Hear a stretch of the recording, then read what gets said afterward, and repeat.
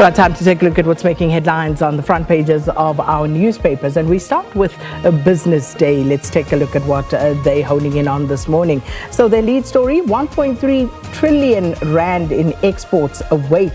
Now, South Africa has Africa's largest untapped potential, according to an RMB report.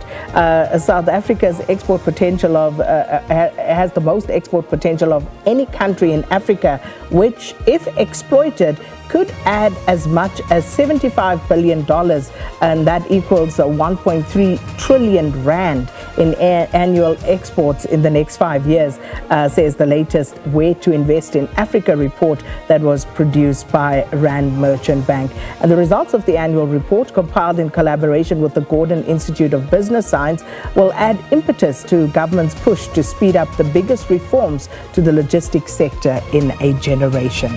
And then the picture there, supporters of Cameroonian opposition presidential candidate Issa Chiroma protest in Douala, the economic capital, on Monday after the incumbent Paul Biya was declared the winner of the October 12 presidential election. NUMSA threatens strike amid vehicle industry pay deadlock. The National Union of Metal Workers of South Africa, which is the country's largest union with more than 400,000 members, has threatened to embark on a strike after reaching a wage deadlock with 7 car manufacturers, which contributed about 5.2% to the country's GDP in 2024. And just at the top there, the heavy price of history's unbroken chains. Mantashe treads carefully on chrome tax. Also, twice yearly HIV jab hailed as a game changer. And innovation, not preservation, the key to energy revival. That's the front page of the Business Day. Let's move on to the Daily Dispatch. Leading with a Metro pledges 79 million rand smart disaster center. Now, Buffalo City Metro has announced plans for the construction of a new and compliant 79 million rand disaster management center, and this just a week after a damning Abisho report lamented the city's lack of disaster preparedness. A picture there of a man handling a giant kite during the 31st edition of the Cape Town International Kite Festival at the Youngsfield military base in Cape Town at the weekend. And then deputy principal charged with human trafficking and running a brothel denied bail. And East London primary school deputy principal accused of human trafficking and running a brothel has been denied bail by the East London Magistrates Court. The 52-year-old faces charges of trafficking in people, sexual exploitation, and living off the earnings of prostitution. At the bottom, a funding program will provide a shot in the arm for Eastern Cape filmmakers, and this is about the filmmakers who are set to benefit from a 230 million rand allocated through the 6th Presidential Employment Stimulus Program administered by the National Film and Video Foundation.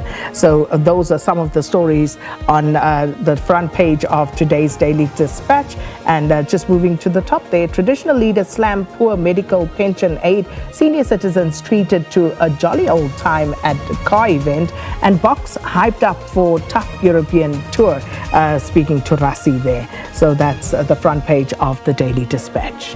Let's move to Sowetan. They going with the Madlanga Commission, and they lead with 42 staff to test 29,000 guns.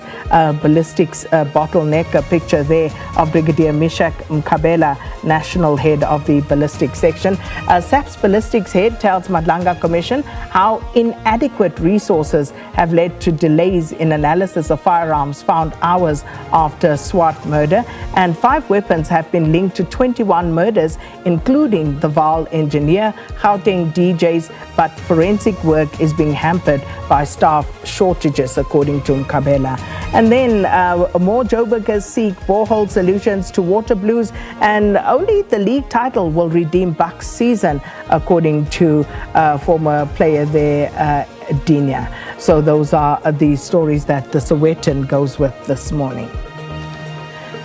And then the Cape Argus. Woodstock Residents Association calls for more social housing.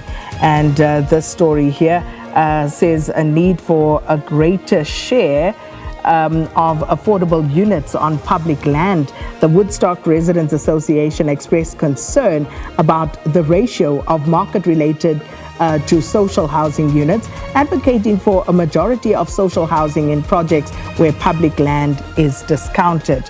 Also, criminal complaint filed against Western Cape MECs over budget misrepresentation.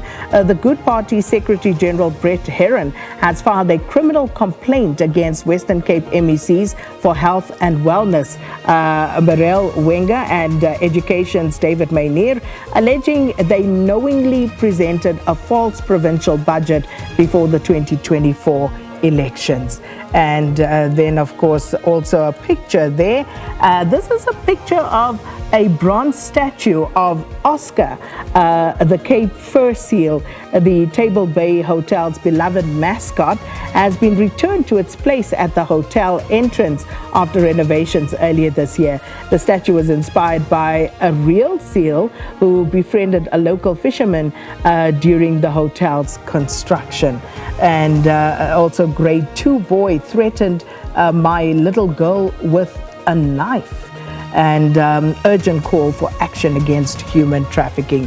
Those some of the stories you can read in the Argus today. Let's take a look at some of the other papers and what's making headlines.